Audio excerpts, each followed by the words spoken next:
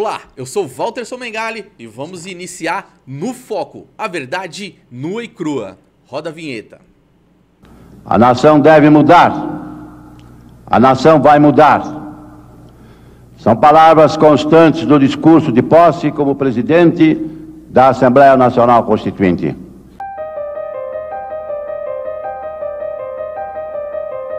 Nem o município, nem a educação, nem os fundos de desenvolvimento, nenhum deles perderá nada.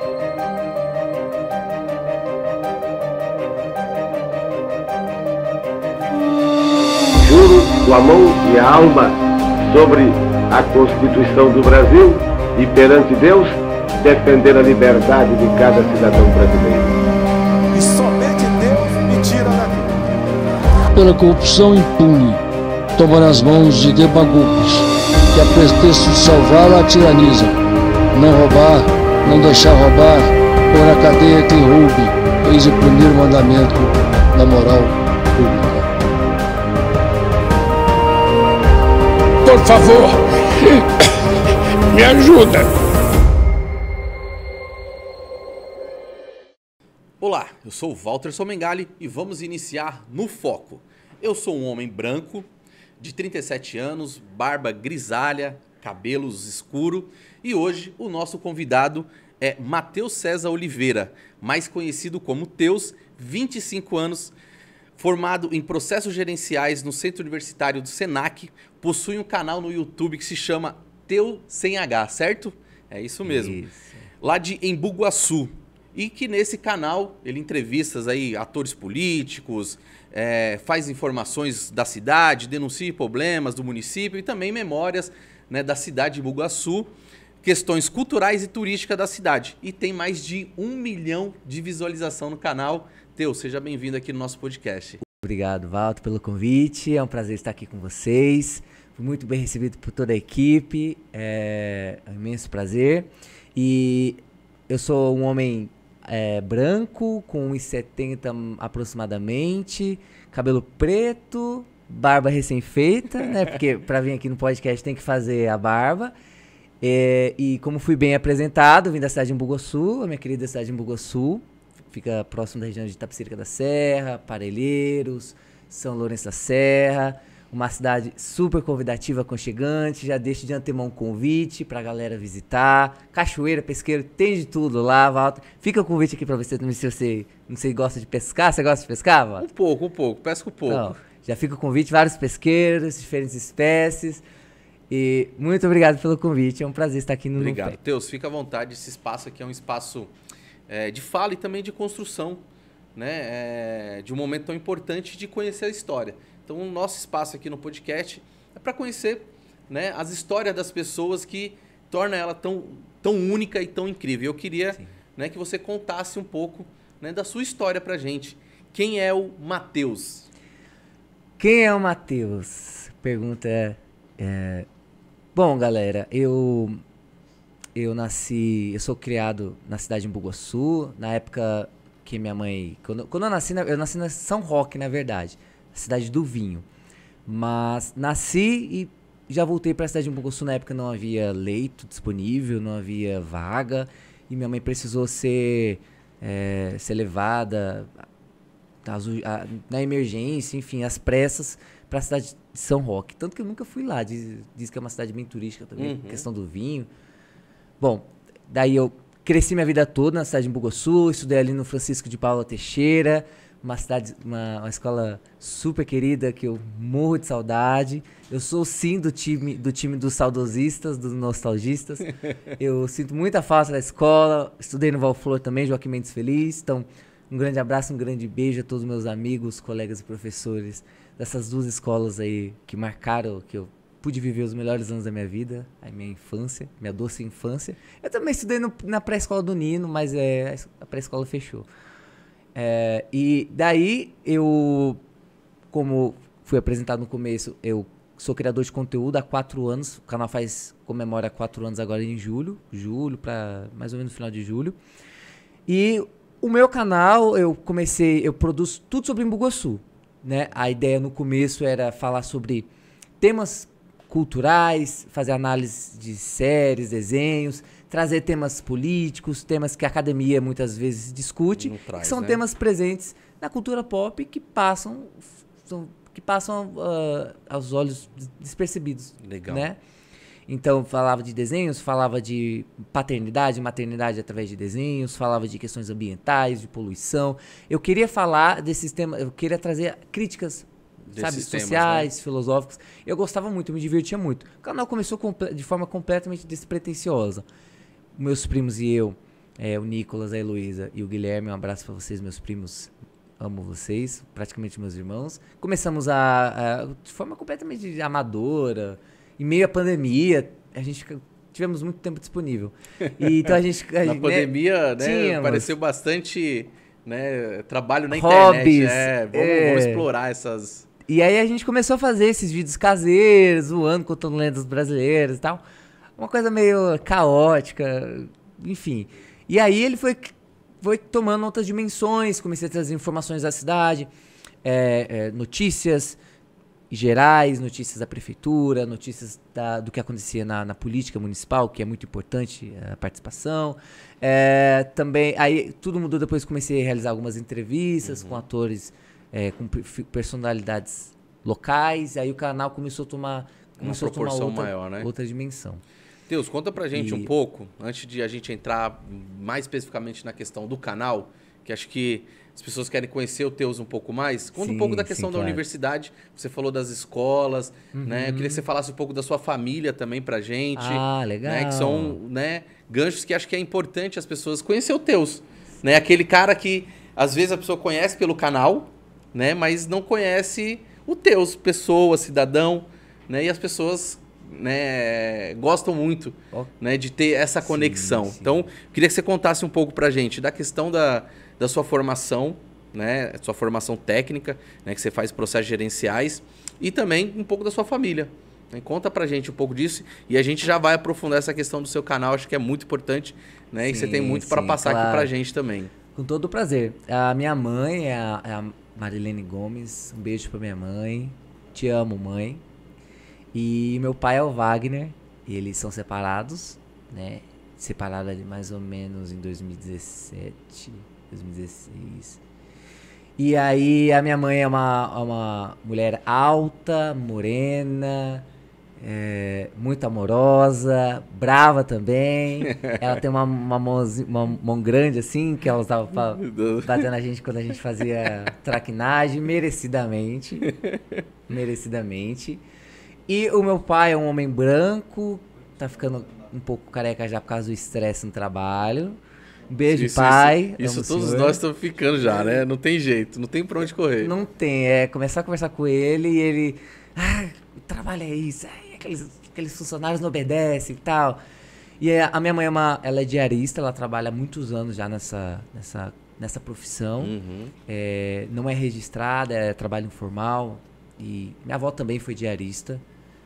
E o meu pai, ele trabalha numa fábrica de blocos na cidade de Bugoçu.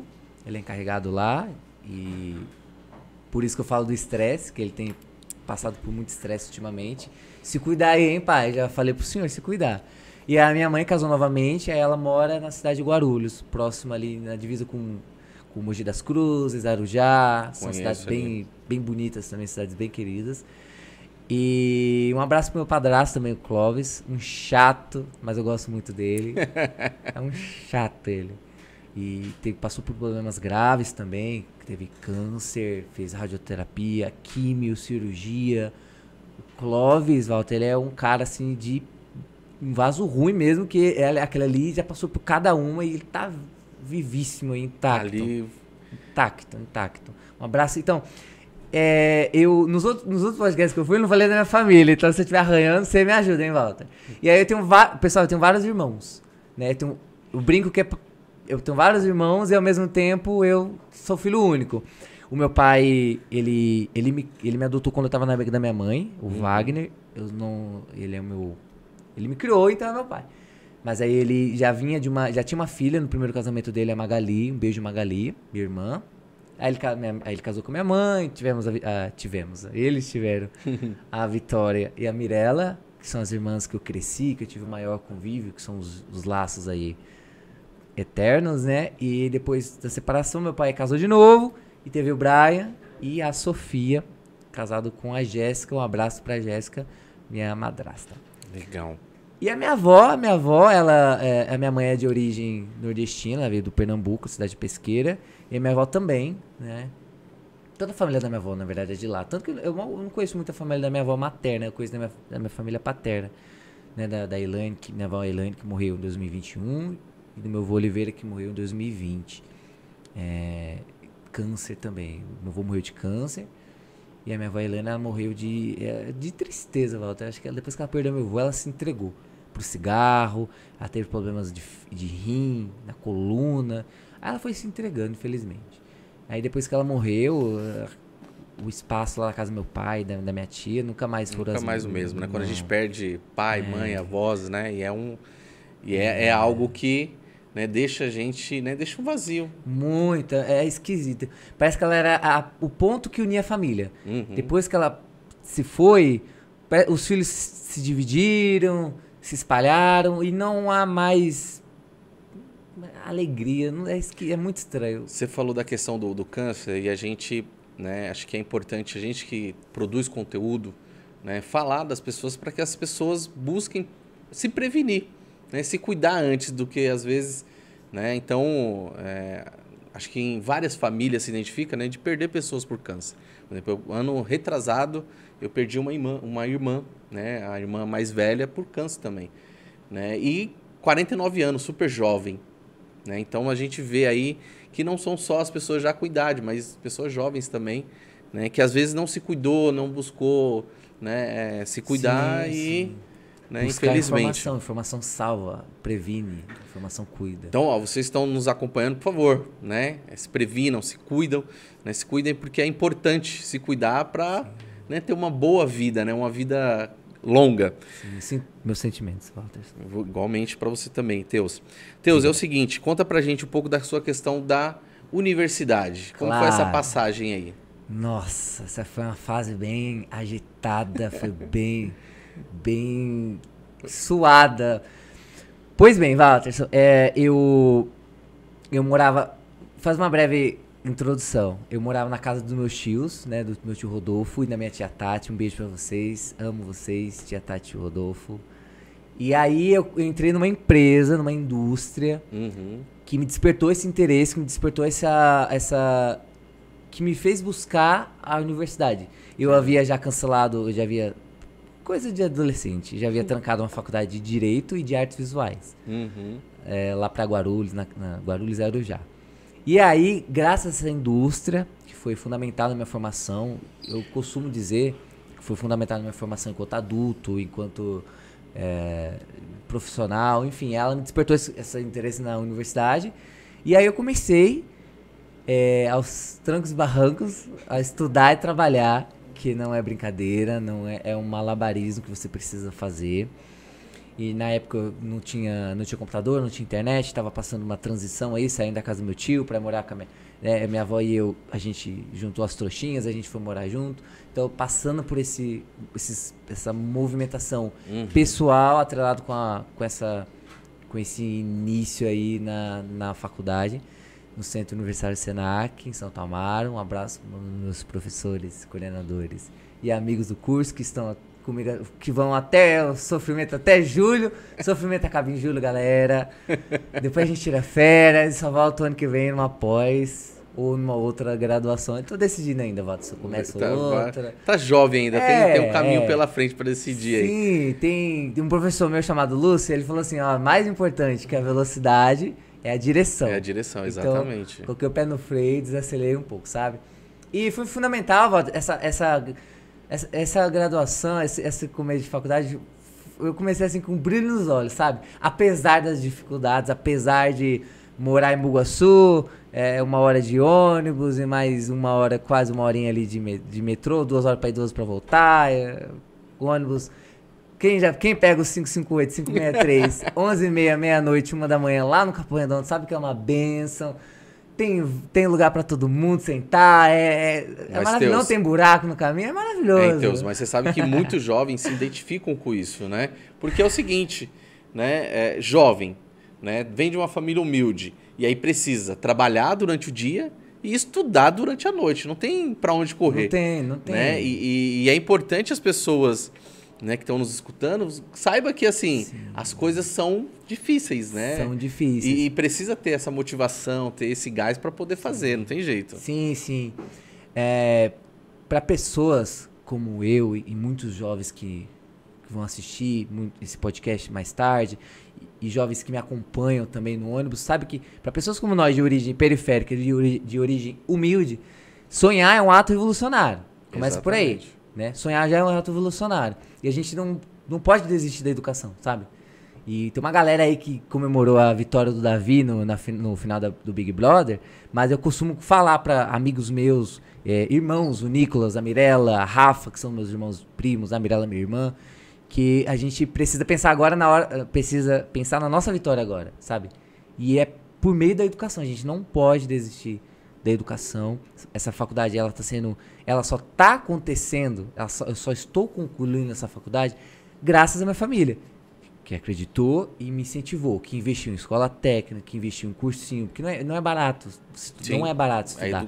É alimentação, é transporte, é material. É caro, né? É caro, é difícil, enfim, muito complicado. Então, aproveitando aqui a oportunidade para agradecer a minha família, que acreditou, investiu dinheiro, energia, paciência, material.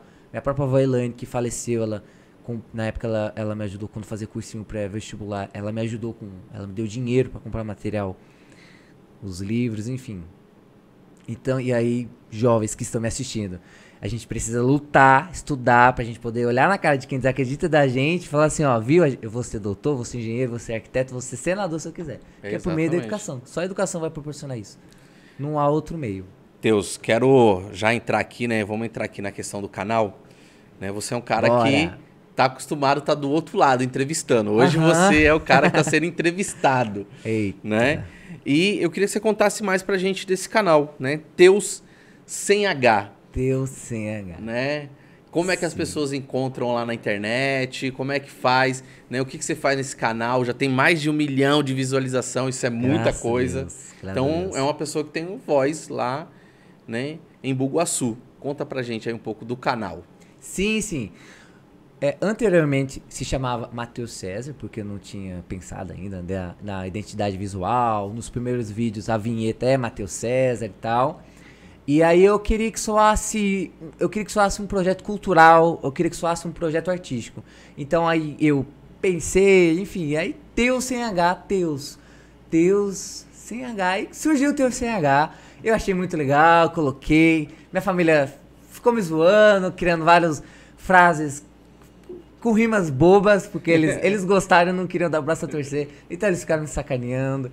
E aí Teus sem H começou com essas análises de séries, de games, de filmes, né? Eu falava de The Walking Dead, American Horror Story, falava de Simpsons, Hora de Aventura, e trazia as temáticas da cidade. Sim, inicialmente, aí mais tarde eu comecei com esses vídeos informativos e fazendo resenhas, inicialmente resumos das sessões ordinárias da cidade de Bugaçu, porque eu gosto de participar da política, gosto de entender. Eu queria que as pessoas participassem também. Também entendesse um pouco. Mas, Walter, você vai concordar comigo que 2 horas de sessão ordinária num linguajar bem inacessível, as pessoas não têm paciência, não tem tempo de assistir. Sim, e às vezes acontece em horário comercial. Como acontece, né, em Bugaçu. Às vezes de manhã, às vezes à tarde. Sim. E aí, Walter, nesse início de canal, eu comecei fazendo essas análises. Depois migrei para falando das sessões ordinárias. Então, assistia a sessão, fazia um resumo, olha, hoje tal vereador, tal projeto, foi aprovado isso, lei do... a equipe foi aprovada, a equipe que vai fazer a análise do Rodanel foi aprovada, agora eles vão fazer o estudo de viabilidade. Galera, chegou uma emenda para asfaltar rua ABC. Vacinação contra dengue, contra Covid, vai começar tal dia. Eu trazia esses resumos das sessões ordinárias, até que em determinado momento, Walter, eu comecei a fazer resenha, comecei a fazer crítica. Uhum. Aí foi o boom. Eu gosto de pensar que eu comecei a exercitar um olhar crítico pro que acontecia na Câmara. Porque era só eu, meu celular e ali minhas edições, sabe? E aí eu comecei... eu fui assistir nas sessões, e sabe quando você começa a desconfiar de certas coisas, você começa a achar estranho, você começa a não levar a sério outras coisas. E aí eu comecei a trazer isso pro canal, claro, de forma sempre respeitosa, nunca denegri, nunca ofendi, nunca propaguei notícia falsa, sempre de forma respeitosa, mas de forma crítica, trazer um conteúdo agora, não só uma informação ABC, mas eu trazer, olha, mas essa informação aí tá esquisita. Tipo, cara, tá estranho, esse comportamento desse representante, eu comecei a fazer críticas. E mais tarde, conforme eu fui... Enfim, eu fiz algumas sátiras, algumas paródias que não agradou. Foi adquirindo algumas experiências. Exato, eu fui exercitando esse olhar da vida pública da cidade, dessa vida política da cidade. E isso foi fundamental porque aí começou a gerar uma audiência diferenciada. A audiência começou a aumentar através dos grupos do WhatsApp da cidade, do Facebook. O pessoal começou a achar interessante. Eu comecei a chamar a atenção, não havia ninguém fazendo. Sim. Mais tarde, no curso de processos gerenciais, esse começo de canal, eu faço a leitura hoje que eu comecei a identificar as lacunas de mercado, sabe? Sim. Eu começo a fazer outra leitura, porque eu só comecei no amadorismo. Na criação ali de conteúdo, fazer um marketing selvagem, fazer um marketing que eu achava que era legal e... que ia dar certo. Aí hoje, depois que eu vi algumas teorias de marketing, algumas teorias de administração, falei, cara, não tinha ninguém fazendo conteúdo, você começou a criar. E aí eu tenho hoje tem quase 1.100.000 acessos, 4 anos de canal, e quase 700 vídeos. Graças a isso eu produzia muito conteúdo. Então eu comecei fazendo esses vídeos, querendo informar a população, trazer esse olhar crítico para a população e gerar o interesse da população, saber o que acontece na política local, que é tão importante quanto a nacional, Sim. quanto a estadual e a municipal. Porque às vezes o eleitor vota e só vai cobrar o candidato daqui 4 anos, né? O que não é correto, o que não é saudável. Então eu fazia essas paródias, essas sátiras e essas críticas com o objetivo não de ofender ninguém, não de denegrir ninguém, de gerar um interesse. Né? De fiscalizar, também. De mostrar para as pessoas. Também. Né? Muitos vídeos no canal, inclusive, não tiveram uma boa recepção por parte de alguns grupos. Por causa disso, Walter. Era eu exercendo minha cidadania através de um canal. Sabe? Era sendo uma voz. E aí eu comecei também com entrevistas políticas, gravei com várias personalidades que me rendeu uma boa visibilidade também. E aí foi migrando. O canal, ele foi migrando, ele foi tomando vida própria. Vamos falar de notícias locais, da política local? Vamos. Mas vamos divulgar os pontos turísticos? Vamos. Vamos gravar as feiras da cidade, as cachoeiras, vamos trazer os pontos históricos, vamos gravar o museu, vamos gravar as feiras que acontecem ao ar livre. Então o canal ele foi tomando vários caminhos. Legal. E também ele tem um quadro chamado Reclame Aqui em Bugaçu, que eu comecei lá em 2020, dezembro de 2020, que eu vinha vindo dessa empresa, dessa fábrica, e a rua tava completamente escura, um trecho ali da SP-214. E aí eu fiquei indignado, porque eu não posso voltar pra casa andando, porque eu morava próximo, porque a rua tá completamente escura. Onde estão as lâmpadas? Aí foi quando eu gravei o vídeo, cadê as lâmpadas da prefeitura? Aí o canal foi tomando essas proporções. O pessoal mandava vídeo, Matheus, fala disso aqui, reclama disso aqui. Vamos aproveitar aqui o podcast e falar no Reclame Aqui. Sim, né? Aí as pessoas começaram a utilizar a plataforma. Tanto que em determinado momento você vai perceber falando assim, olá, eu sou o Teus, bem-vindos a mais um vídeo do canal Teus CNH, canal que é mais de vocês do que meu. Esse sempre foi a função do canal sempre foi essa. Da população usar um ponto de encontro, discussão, formar uma rede ali de conexão e informação para as pessoas utilizarem. As pessoas não têm uma voz séria, consistente, muitas vezes. Sim. E eu queria fazer do meu canal um porto seguro para as pessoas utilizarem. Artistas se divulgam lá hoje, eles mandam um vídeo cantando, divulgam gratuitamente lá e... Cara, é isso, Teus. É sobre Bugaçu, sabe? Isso é bacana. Teus, vamos aproveitando um Reclame Aqui. Bora! Né? Fala pra mim da educação. Como é que tá a educação lá em Bugaçu?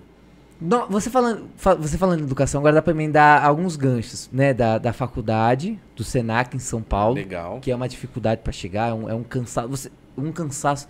Você já chega exausto pra ouvir a aula, pra participar da aula. Né, porque pega o Capão Redondo, ali sentido em Bugaçu, Crispim, Tapsirica. Aí pega o Capão, desce em Santo Amaro, faz a bordeação, desce em Jurubatuba e anda mais 20 minutos.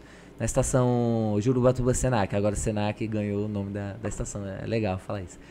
E aí, neste momento, nós começamos, um amigo meu, o professor Reinaldo, candidato lá na cidade de Bugaçu, estamos montando um abaixo-assinado para lutar, brigar, levantar a bandeira de levar a extensão de um instituto federal para a cidade de Bugaçu. Legal. Né, com bacharelados e tecnólogos. Aí na área de engenharia, arquitetura, urbanismo, agronomia, enfim, aí é uma questão posterior. Mas inicialmente já está rolando esse abaixo-assinado. Quem quiser participar, quem tiver assistindo... Como é que faz?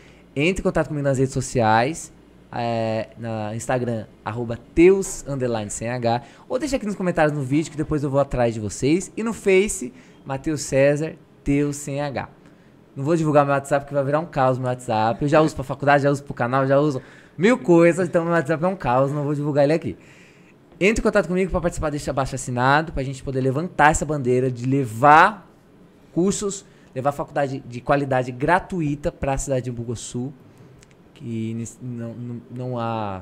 não tem essa opção presencial na cidade de Bugaçu hoje. E seria fantástico levar um instituto para lá. Além desses cursos, Teus, imagino, poderia se transformar em um ponto cultural ali, sabe? Um ponto de encontro de artistas, um ponto também de a galera do esporte. Transformar ali esse ponto cultural, sabe? Teatro, música, fazer parceria, um ponto gratuito de acesso. Seja multicultural, educacional, né? Seria um sonho. Seria incrível, seria incrível. E aí, fazendo esse gancho, quem quiser participar do abaixo-assinado, tá? E que é muito importante. Eu devia ter falado isso quando você falou da faculdade lá atrás. Mas esse mesmo amigo meu que me deu, esse amigo professor Luz, que me deu essa ideia da direção e tal, eu consegui publicar, graças a ele e aos professores do Senac, consegui publicar uma pesquisa com um semestre de faculdade, Walter. Legal. Isso é uma coisa que eu preciso falar mais. Divulgar. Eu não divulgo, porque eu tenho medo de pessoas, nossa, o Matheus tá metido, sabe? Mas eu consegui publicar essa pesquisa que foi um estudo de caso, um mapeamento de processos ali, baseado na indústria na qual eu trabalhava. Eu fazia essa triangulação dos problemas da empresa, da faculdade, eu tentava fazer essa prática já educacional. Sim. E aí todo esse processo, esses processos científicos, né, de mapeamento, de comparação, de levantamento de informações, de pesquisa, tudo isso foi validado como processo científico pela banca do Senac e pela banca do Senac, e foi publicado na revista Senac São Paulo. É isso aí, tem que... Né, isso já entra pro currículo. Então, a gente já tá encaminhando pro final aí, mas antes de encaminhar, né, como que é a relação lá do poder público, enfim, da sociedade lá de Imbuguaçu, né, com a questão dos jovens, dos LGBTQIA+, como, né, pra gente poder já... Né, como que é essa relação lá na cidade? Certo. Nós temos bastante jovens na cidade de Imbuguaçu, e há uma discussão de que os jovens, eles ficaram introspectivos, eles ficaram um pouco mais ali na deles e tal, não vão pra rua. Há essa discussão. Eu acredito que por vários fatores sociais externos, né? A crise sanitária, eles herdaram um mundo aí meio com várias outras crises econômicas, enfim. Mas há muitos jovens na cidade hoje e agora falando enquanto jovem, eu não vejo muito atrativos, infelizmente, não vejo muito atrativos na cidade de Imbuguaçu.